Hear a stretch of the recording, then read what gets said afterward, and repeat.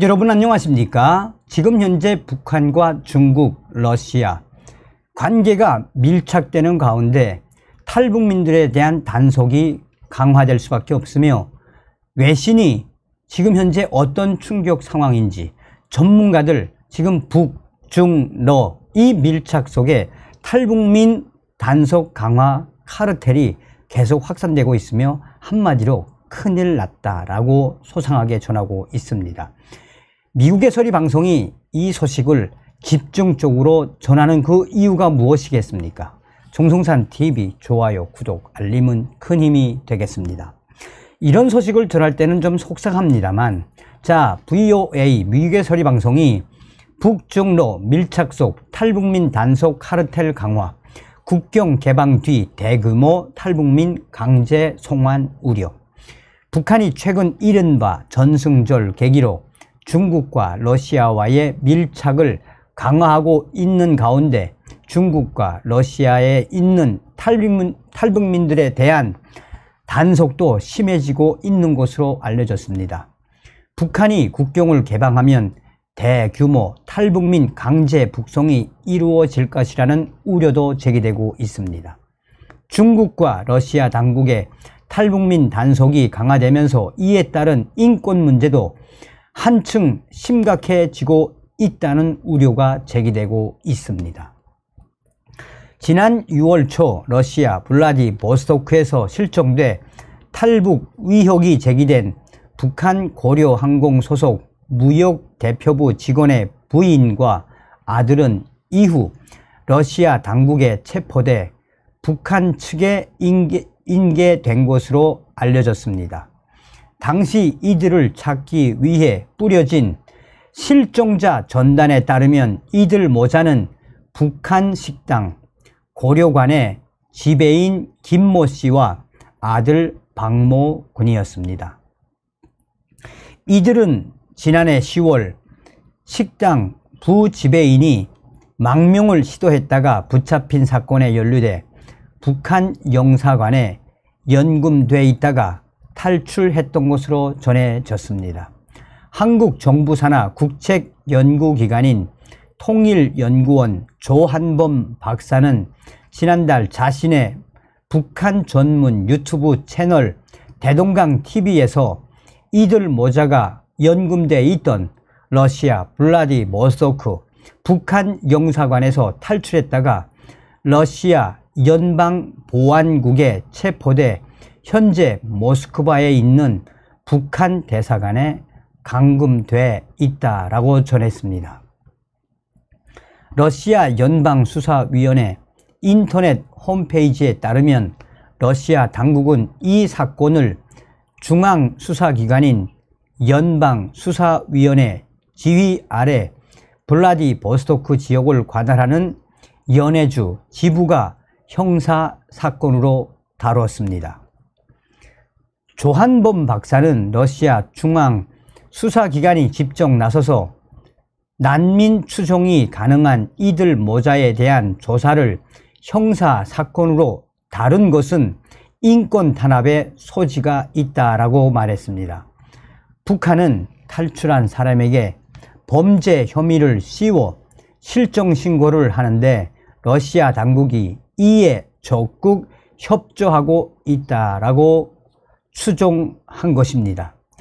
조한범 박사는 이렇게 말했습니다.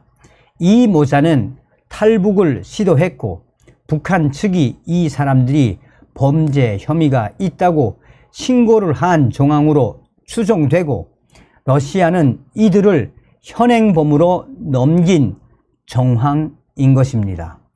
그렇게 보면 북한과 러시아 간 탈북 방지를 위한 일종의 카르텔이 형성돼 있습니다. 따라서 지금 상황이 굉장히 위험한 상황입니다. 조한범 박사는 최근 북한의 이른바 전승절을 계기로 북한과 러시아가 정치적으로 강하게 밀착하는 흐름 속에서 중국보다 양호했던 러시아 탈북 여건이 악화되는 조짐을 보이고 있다라고 진단을 했습니다. 중국에서는 지금 강화된 반간첩법이 지난달 1일 발효되면서 중국 내 탈북민들과 이들의 탈북을 돕고 있는 활동가들이 위협을 받고 있는 것으로 전해지고 있습니다. 중국의 개정 반간첩법은 간첩 행위에 대해 기밀 정보 유출은 물론 기준이 모호해 자의적 해석이 가능한 국가안보와 국익조회 등으로 적용 범위를 확대했습니다. 한국 내 탈북민 단체인 탈북자 동지회 서재평 회장은 해당 법이 사안에 따라 무기징역과 사형도 가능하다고 돼 있어 탈북 활동 위축 현상이 벌써부터 나타나고 있다라고 말했습니다. 서재평 회장은 구출 활동하는 선교사들이나 탈북민들을 대상으로 하는 선교사들한테는 일반 선교 활동으로 보는 것이 아니라 반제재 인사로 분류되니까 또 그걸 간첩으로 취급하니까 그 사람들한테는 위협적이고 심리적으로 굉장히 위축시키는, 그래서 제가 아는 한 분은 그걸 아예 포기하고 들어왔다는 얘기가 있었습니다. 이한별 북한 인권증진센터 소장은 중국이 지난해부터 탈북민들의 SNS 활동에 대한 감시를 강화했고 인공지능, AI 등 첨단 기술까지 동원해 탈북민들을 탄압하고 있다라고 말했습니다. 이한별 소장은 중국 지린성의 한 탈북 여성이 지난달 중국 공안에 잡혀가 겪은 일들을 전했습니다. 이한별 소장은 사람마다 특별한 동작 패턴이 있나 봅니다. 중국 공안이 그것을 영상으로 다 찍고 홍채 인식하고 손바닥, 발바닥 지문까지 스캔하고 영상을 찍었다는 겁니다. 그러니까 이제는 탈북자들이 도망 다닐 때 변장할 수도 있잖아요. 그런 것들을 다 감안해서 AI 기술을 이용해서 감시망을 촘촘히 해서 이 사람이 탈출할 경우 다른 사람들까지 그 사람과 같이 움직이는 사람들을 싹 다 잡는 거예요. 북한이 신종 코로나 바이러스 감염증 비상방역 조치를 완화하고 조만간 국경을 개방할 것이라는 관측이 나오면서 그동안 중국과 러시아 내 북한 측 수용시설에 감금돼 있던 탈북민들이 대거 강제 송환될 수 있다는 우려가 커지고 있습니다.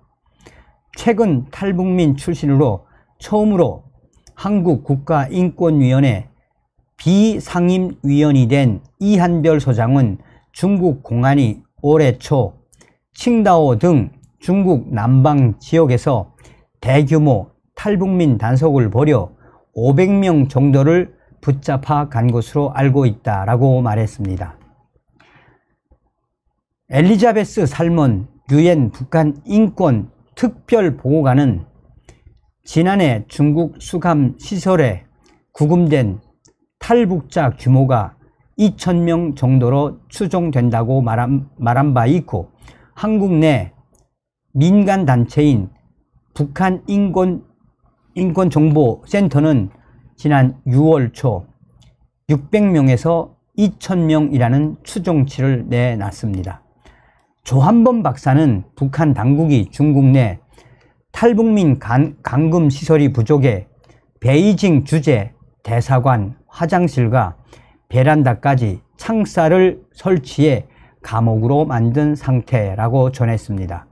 조한범 박사는 북한이 9월 말 항저우 아시안 게임에 선수단을 파견한 이후 국경을 개방할 가능성이 있다라며 중국과 러시아 당국이 탈북민 단속 카르텔을 강화하고 있는 북한이 국경 개방과 함께 수천 명의 탈북민들을 강제 소환 조치를 취할 것으로 예상했습니다. 다음 시간에 뵙겠습니다. 멸공.